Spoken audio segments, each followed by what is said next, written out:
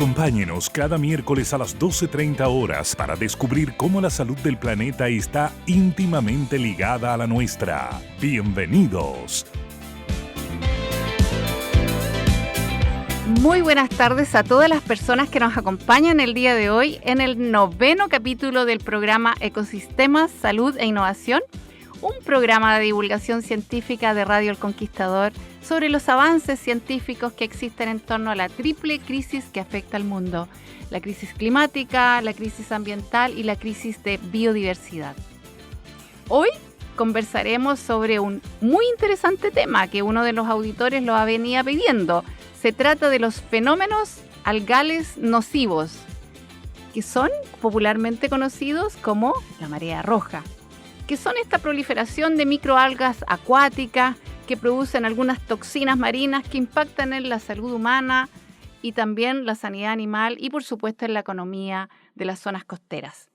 Para conocer sobre este interesante tema y este fenómeno, tenemos como invitada el día de hoy a la doctora Alison Astuya, del Departamento de Oceanografía de la Facultad de Ciencias Naturales y Oceanográficas de la Universidad de Concepción, quien es además investigadora del Centro de Investigación Oceanográfica en el Pacífico Suroriental, el COPAS-COASTAL, y directora del Laboratorio de Biotoxinas de la Universidad de Concepción. La doctora Astuya es bioquímica de la Pontificia Universidad Católica de Valparaíso y doctora en Ciencias Biológicas, área Biología Celular y Molecular por la Universidad de Concepción. Alison, muy buenas tardes. Muchísimas gracias por acompañarnos el día de hoy. ¿Cómo estás? Muy bien, muchas gracias por esta invitación. La verdad que es un honor poder recibir invitaciones como esta y poder hablar un poco de los temas relacionados con las toxinas marinas. Así que muy feliz de haber recibido esta invitación. No, nosotros y los auditores lo van a agradecer porque es un tema que normalmente lo empezamos a escuchar en Semana Santa, donde se consume muchísimos mariscos, pero es un tema que está todos los días. Entonces vamos directo a... Alison, ¿qué son los fenómenos algales nocivos? ¿Están estos vinculados con la crisis climática y la crisis ambiental? Cuéntanos, por favor. Sí, las floraciones o fenómenos algales son fenómenos naturales. Las microalgas y más de 400 tipos de microalgas son capaces de, dadas las condiciones ambientales, temperatura, luz, nutrientes, de proliferar. Y eso implica un aumento en su número y muchas de ellas tienen pigmentos que generan cambios en la coloración del agua. Es ahí en donde lo hemos asociado con la marea roja, porque por ejemplo Alexandrium catenella tiene una tonalidad de pigmentos más rojizo y por eso cambia el color del agua, incluso mencionan que el agua se pone como sangre. Pero existen floraciones café, como la de Heterosigma cachiguo, amarillas, verde azulosas, que a veces no nos causan tanto impacto, pero es por el aumento en el número, porque tienen estos pigmentos y tienen color, y por eso es que cambian. Ahora, de ese número de más de 400 tipos que son capaces de proliferar, son muy poquitas las que generan toxinas. Estamos hablando de alrededor de 60 especies. Y esas son las que más nos preocupan porque estas microalgas al proliferar son consumidas, bioacumuladas por los mariscos y finalmente podrían llegar a los consumidores finales, que somos nosotros que consumimos marisco. Entonces existe algún riesgo y en eso se han agrupado en 3 grupos principales que son regulados aquí en nuestro país, que tienen que ver con las toxinas del tipo amnésico que generan cuadros de amnesia y son producidas por ejemplo, una diatomea, la pseudonicha. También existen eventos en donde antiguamente le llamaban veneno diarreico de los moluscos, hoy día se han agrupado en un grupo mayor que son las lipofílicas, y uno que es el más letal y que en el fondo ha sido declarado como plaga hidrobiológica en nuestro país y en otras partes del mundo, que tiene que ver con los fenómenos relacionados con el veneno paralizante, y que produce desde un hormigueo, la falta de sensibilidad, hasta la muerte por la interrupción del impulso nervioso. Entonces esos son los que más riesgos nos dan y en realidad no hay una forma evidente de mirar un marisco y saber si está contaminado. Lo único que podemos hacer es prevenir mediante la detección de la presencia de estas toxinas en los mariscos. Oye, qué interesante. Entonces se supone que estas microalgas son microscópicas, ¿no es Sí. cierto? Cuéntanos, porque uno se imagina que son algas que están ahí, son microscópicas y esas están siempre presentes. Lo que pasa Siempre es que presente en la columna de agua, como bien me pregunta, pero solamente vemos los cambios en la tonalidad cuando aumentan el número. Pero también hay eventos en donde no hay cambio en la tonalidad del agua, entonces no hay una forma de predecirlo. Hay muchos esfuerzos para usar distintas herramientas y mirar desde el espacio cuando hay aumento en la floración porque hay, por ejemplo, clorofila en aumento, pero no necesariamente son ellas las que impactan negativamente en estas floraciones nocivas. Por lo tanto, es muy difícil predecirlo. Y hay microalgas que proliferan en el agua de mar y que son las que se bioacumulan en los mariscos, pero también hay floraciones de microalgas o en el fondo de cianobacterias, por ejemplo, en el agua dulce, que también producen floraciones, y ahí en el agua dulce generalmente son cianotoxinas las que nos producen más digamos, riesgos de contaminación. Y por lo que nos comentas, Alison, las complicaciones clínicas no son menores. Me hablas de amnesia, hablas de un diarrea, paralizante inclusive.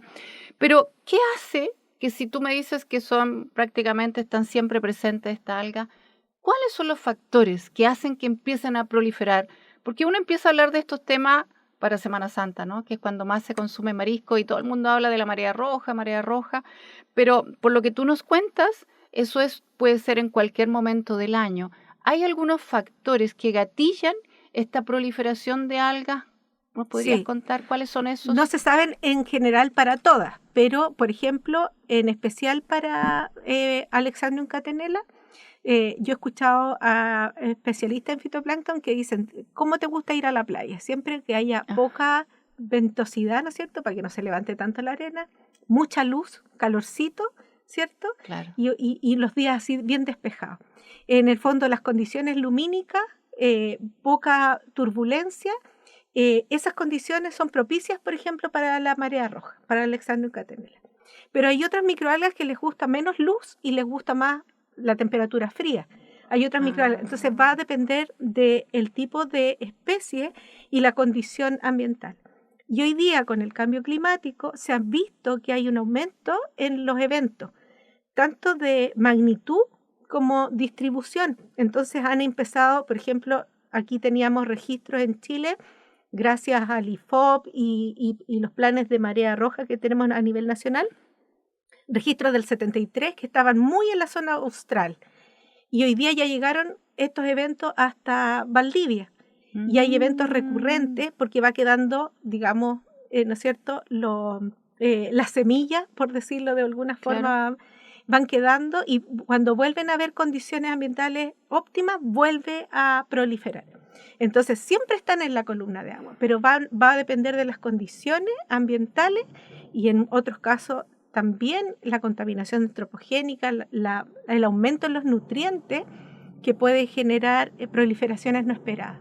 Y por otras, también existen antecedentes que muchas de estas proliferaciones son para controlar a otro posible predador y por lo tanto podría de alguna manera tratar de controlar para poder sobrevivir en estas condiciones adversas. Por eso es que hay mucho por investigar y sobre todo hoy día en el cambio climático se ha visto que estos eventos van a ser más recurrentes. Que empieza pronto, esperemos que se estabilice la primavera primero, la temporada de playa, donde la gente va y cambia el color de las aguas. Por eso que hemos tenido auditores que nos han estado preguntando sobre esta temática. Algo que siempre es pregunta, estos mariscos, ¿no es cierto? Estamos hablando de chorito, almeja, ese tipo de mariscos, ¿no es cierto, Alison? Si uno los somete a una cocción, ¿igual permanece la toxina? ¿Es resistente al calor? Sí, son resistentes al calor. Generalmente cuando la Seremi de Salud o el Ministerio de Salud hacen las campañas en verano de comer marisco o en la época de Semana Santa, se habla de consumir mariscos cocidos, pero siempre pensando en otro tipo de riesgos que serían las bacterias, por ejemplo, el vibrio parahemolítico, que también produce diarrea. En el caso de las toxinas, la única forma de prevenir una intoxicación es consumir en lugares que estén autorizados para eso, donde los límites permitidos de las toxinas sean bajo la norma. No existe otra manera porque ni siquiera cambia el color. De hecho, y esto es en cultura popular, existen algunos bioensayos con gatos que le llaman en las costas, donde le dan los mariscos a los gatos. Los gatos no se comen algún alimento que esté descompuesto o esté... ¿Ya? Pero los mariscos no tienen el olor ni nada y entonces pueden afectar a los gatos que se los comen porque no hay ninguna síntoma visible, solamente hay que cuantificar la presencia de las toxinas. Y por lo tanto, en el fondo, los mariscos los bioacumulan y nosotros podemos ponernos en riesgo, pero si los cocemos, son termostables, no se degradan. Y por lo tanto, muchas veces pasa incluso del marisco al caldo, a la sopita, porque puede ser transferido desde el marisco y se concentran más. Por eso es que hay un control estricto desde el producto, que desde que se saca, desde la pesca, hasta las conservas, porque igual podría quedar en la conserva si el marisco viene de una zona contaminada. A ver, Alison, pero qué interesante lo que nos estás comentando. Primero, gran mito que derribamos, ¿no es cierto?, que son resistentes al calor. O sea, que esté cocido crudo el marisco igual nos puede afectar. Segundo, que tienen un color y por eso se ve el cambio del color de las aguas, ¿no es cierto? Pero, ¿se puede hacer un diagnóstico precoz? ¿Existe tecnología desarrollada como para identificarlas? Que alguien dijera, a ver, es probable que este lote de marisco, ¿existe esa tecnología en el laboratorio para identificar estas toxinas? Sí, a nivel nacional tenemos los métodos oficiales. El más ampliamente utilizado son los bioensayos en ratón, altamente criticado internacionalmente y hay en el fondo... ¿Pero en qué consiste un bioensayo en ratón? Se hace un extracto desde los mariscos. ¿Ya? Y la extracción de este extracto en solventes acuosos son inyectados en los ratones. Y después de un tiempo de exposición, uno sabe si hay contaminación con las toxinas porque los animales se mueren. Pero debería haber un método más rápido que eso, ¿no es cierto? Sí, existen, pero autorizado. Lo que pasa es que el ensayo ratón, a pesar de que es éticamente criticado, está en todo nuestro país distribuido, se puede hacer ensayos de este tipo, es más barato, pero no es tan robusto. Entonces, se ha estado tratando de fomentar el uso de las técnicas analíticas que están internacionalmente aceptadas. Nosotros en el Laboratorio de Biotoxinas de la Universidad de Concepción hoy día estamos acreditados para las 3 grupos principales controlados de toxinas: las paralizantes por HPLC de fluorescencia, las las amnésicas por HPLC de arreglo de diodo, y para las lipofílicas, gracias a financiamiento nacional, nosotros tenemos un LC masa que hemos acreditado para la detección de las toxinas lipofílicas. Entonces, existen las tecnologías, lo que pasa es que son caras, hay poco, competencia y profesionales que estén capacitados en esto y por eso es que se necesita hacer más desarrollo e invertir en esto, porque estas tecnologías nos dan esa seguridad de poder proteger a los consumidores. Lo que acabas de decir es relevante. Ver la importancia de la ciencia y la tecnología, invertir en ciencia y tecnología para tener grandes tecnologías que permiten garantizar una inocuidad alimentaria, ¿no es cierto?, y la salud de las personas. Ahora, ¿ese laboratorio, el del cual tú eres la directora, está acreditado? ¿Tiene alguna acreditación que permite hacer los ensayos? Mira, sí, cuéntanos. Muy orgullosa porque con el equipo, que somos poquitos, con la cofundadora Alejandra Llano y Alejandra Rivera y Ámbar Abayay, nosotros hemos logrado acreditar bajo la norma ISO 17025, que es una norma internacional para laboratorios de bioensayo, y tenemos la acreditación, en este minuto tenemos además reconocimiento como laboratorio bromatológico, pero además estamos en los trámites para ser aceptados bajo el programa del PSMB, que es de sanidad animal y que permite la exportación de los mariscos con una norma, ¿no es cierto?, de control de bioseguridad alimentaria. Oh, pero felicitaciones, es un súper buen elemento que nos va a permitir la internacionalización de los productos, ¿no es cierto? Sí. Qué interesante saber que en nuestra universidad y que también una mujer lidera un laboratorio de esta envergadura, porque no tan solo el impacto que estamos viendo clínico, en salud, sino que esto de tener un impacto económico grande en las zonas costeras donde están esos pescadores, las personas que se dedican, una vez que aparece esto, impacta negativamente. ¿Eso también se ha visto o lo están viendo de manera indirecta? Para nosotros es súper importante lo que tú mencionas, porque efectivamente, como la zona de Biobío, la región del Biobío, no teníamos presencia, hay presencia de microalgas productoras de toxinas, pero no se habían evidenciado eventos. Por lo tanto, generalmente los esfuerzos de los pocos laboratorios nacionales que existen con toda esta tecnología, que en eso se incluye el laboratorio de la Universidad de Chile y la Universidad Austral, más el Instituto de Salud Pública, son muchos los esfuerzos y se concentran en las zonas donde mayormente hay impacto, que son Puerto Montt, Chiloé, y nos dejan un poco desprovistos a la hora de cuando hay estas exigencias. Entonces, hace 2 años que se han visto eventos de veneno amnésico.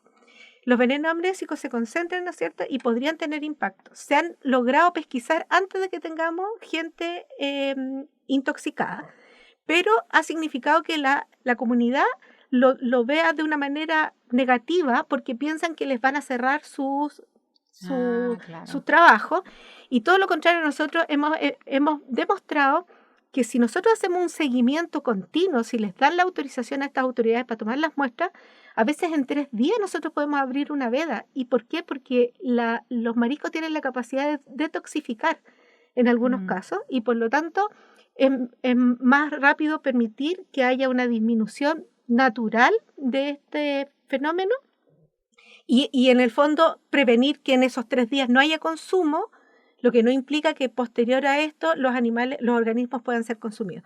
Entonces, lo que necesitamos es saber cuándo, y para eso necesitamos estas herramientas analíticas, y que, por ejemplo, en la región no existían, y nosotros dependíamos de mandar las muestras a Santiago, al Instituto de Salud Pública, que es nuestro referente, o a las universidades que están, los laboratorios en regional, y se demoraban, porque a veces también hay, no sé, si el carrier no está funcionando, si el laboratorio. Entonces, tener un laboratorio regional nos permite ponernos a disposición para poder tomar decisiones mucho más rápidas.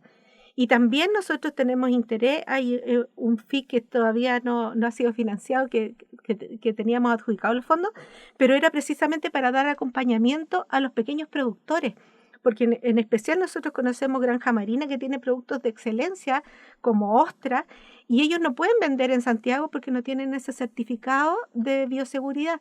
Entonces nosotros pensábamos ser, por ejemplo, una solución para estos pequeños exportadores, incluso a nivel nacional, que pudieran trasladar sus recursos a otra región con este certificado otorgado por un laboratorio que está acreditado internacionalmente. Bueno, vamos a hacer un llamado para que los recursos del FIC sean entregados prontamente para que tú puedas concretar estas iniciativas tan interesantes que estás descentralizando la ciencia, promoviendo la exportación de productos de mejor calidad, liderando un laboratorio de excelencia. O sea, todas las felicitaciones.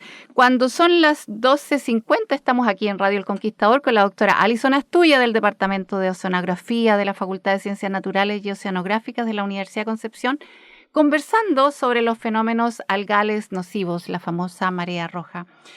Alison, te voy a llevar a un área que guarda relación un poco cómo nos desarrollamos o nos vinculamos con la comunidad. Y hay un concepto que está muy de moda y que guarda relación con todo lo que hemos estado conversando, que es One Health, ¿ya? Y el One Health, o una sola salud, se ha expandido mucho en Norteamérica, y que busca de alguna manera instalar esta temática para que todo evento que suceda como este, por ejemplo, tenga un impacto en la salud animal, sanidad animal y en los ecosistemas. ¿Existe alguna experiencia de tu laboratorio, de tu grupo de trabajo, en algún proceso formativo a la comunidad? ¿Ustedes están comunicando sus resultados, están educando, están haciendo algunos cursos para que las comunidades se enteren de este fenómeno? Sí, una de las misiones o de los objetivos de nuestro laboratorio es precisamente transferir conocimiento de calidad, y las iniciativas son apoyar a las instituciones públicas a través de la formación de monitores, hacer cursos prácticos. Muchas veces invitamos a la comunidad para que vean, por ejemplo, las microalgas, que la podemos tener en un frasco, ¿no es cierto?, de cultivo, y no se ve un cambio en la tonalidad, pero si tomamos una gotita en el microscopio podemos ver que existen estos organismos y que cuando llegan a la confluencia, cuando hay un aumento en el volumen o en la densidad, nosotros vemos el cambio en la tonalidad. También de la importancia de la prevención y eso a través de nuestros monitores, haciendo cursos, pero también en todas las ferias disponibles nosotros llevamos nuestro stand para poder mostrar y queremos que la gente se sienta parte de esto. Hay iniciativas internacionales donde muestran que la comunidad hace las alertas y uno está más rápidamente conectado para poder dar soluciones y poner al servicio nuestro conocimiento. ¿Y ustedes tienen un teléfono si alguien quisiera alertar, si algún privado, si alguna empresa quisiera tener un estudio? Generalmente todo es a través de Cernapesca. Ellos tienen en su página donde uno puede hacer alertas temprana y nuestro laboratorio tiene una página que es Biotoxinas UDEC y donde aparecen también todas las formas de contacto a través de correo, a través de las redes sociales. Porque estamos disponibles. Pero de todas maneras, el laboratorio está ubicado en la Facultad de Ciencias Naturales y Oceanográficas, en el 4º piso, así que nos pueden contactar directamente en la facultad. No, estupendo. Y si en términos prácticos, si alguien tuviera ¿cuánto demora ese análisis? Porque tú me cuentas que con un ratón, o sea, lo que se hace tradicionalmente, que tiene, tú mismo lo dices, ¿no es cierto?, un componente ético importante, cuestionable, discutible, pero que es una solución por el momento. Pero en tu laboratorio, al momento de recibir la muestra, ¿tú cuánto tiempo demoras en tener identificadas estas toxinas? O sea, si esto está funcionando rápido, nosotros en el mismo día podríamos tener resultados. Estupendo. Claro. Estupendo, y antes se necesitaba mandar las muestras a Santiago y todo este proceso de descentralización de la ciencia. Sí. Ahora, el mito que queríamos derribar también, se acerca el verano. ¿Tú crees que, ya nos dijiste algo, pero en las costas que tenemos acá, ¿no es cierto?, que son ricas en marisco y todos disfrutamos mucho, ¿tú crees que con este cambio climático va a existir la probabilidad de que encontremos fuertemente en este verano, por ejemplo, estas floraciones algales? Lo más probable, ya hemos tenido 2 evidencias en el verano de eventos de amnésicos y lo más probable es que puedan volver, entonces hay que estar a la alerta, tomar en consideración todo lo que diga nuestra autoridad, porque ellos finalmente en base a nuestros resultados son los que toman la decisión de cierre o no. Prevenir es lo principal, no consumir marisco en lugares no autorizados, siempre pedir el registro de dónde vienen y que la autorización, porque a veces, no sé, en Semana Santa se ve principalmente, pero ese camión que se pone y vende más barato los choritos que no saben uno de qué procedencia son. O en las ferias. O en las ferias. Y a veces pasa que, por otro lado, avisan que no hay que consumir marisco y dejan de consumir pescado, que son 2 temas distintos. Eso te iba a preguntar también, ¿los pescados no acumulan estas toxinas o podrían también acumularlas? Existen algunos, como la ciguatera, que no está aquí en nuestra región. Sí hay evidencia que en la isla de Pascua, esta es una toxina que se acumula en los peces, pero se había visto exclusivamente en zonas tropicales o en Europa, es un gran problema. Pero en Chile no había ninguna evidencia. Pero hace poco, con un colega de la Universidad de La Serena, encontraron registros en la isla de Pascua. Tenemos un Fondesit funcionando, en donde los isleños saben en qué fecha del año no pueden consumir pescado porque se intoxican. Y buscando la razón, Gonzalo Álvarez de la Universidad de La Serena, él encontró ciguatera.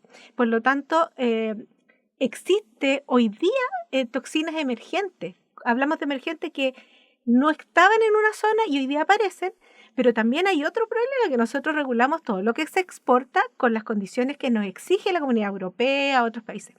En Chile, asaspirácido 3 se regula y nosotros no producimos asaspirácido 3.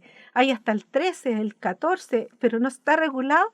Entonces también tenemos que conocer lo que nosotros producimos como tipos de toxinas que son autóctonas para poder regular de mejor manera. Qué interesante lo que nos ha traído. Estamos finalizando el 9º capítulo del programa Ecosistemas, Salud e Innovación de Radio El Conquistador. Queremos agradecer a la doctora Alison Astuya. Siempre el tema es interesante y el tiempo es corto. Ella es del Departamento de Oceanografía de la Facultad de Ciencias Naturales y Oceanográficas de la Universidad de Concepción, por acompañarnos hoy. Pero antes de despedirnos, y como ha sido la tónica, vamos a tomar sus palabras, tener la precaución, consumir marisco en zonas certificadas. Y bueno, no me puedo despedir sin antes dejar los invitados a encontrarnos el próximo miércoles a las 12:30 horas a conversar sobre otro interesante tema. Muchas gracias, Alison, por acompañarnos el día de hoy. Muchas gracias a ti por la invitación y a la Radio El Conquistador. Nos vemos el próximo miércoles. El Conquistador presentó Ecosistemas, Salud e Innovación. Les esperamos cada miércoles a las 12:30 horas para descubrir cómo la salud del planeta está íntimamente ligada a la nuestra.